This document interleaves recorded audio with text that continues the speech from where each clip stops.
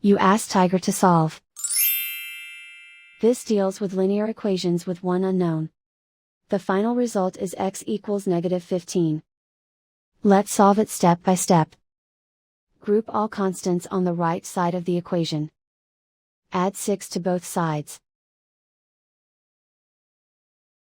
Group like terms. Simplify the arithmetic.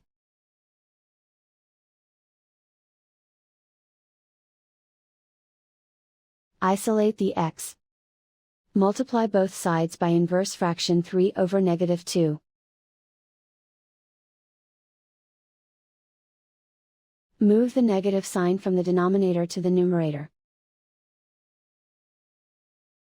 Group like terms. Multiply the coefficients.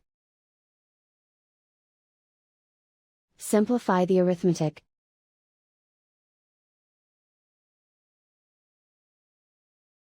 Move the negative sign from the denominator to the numerator.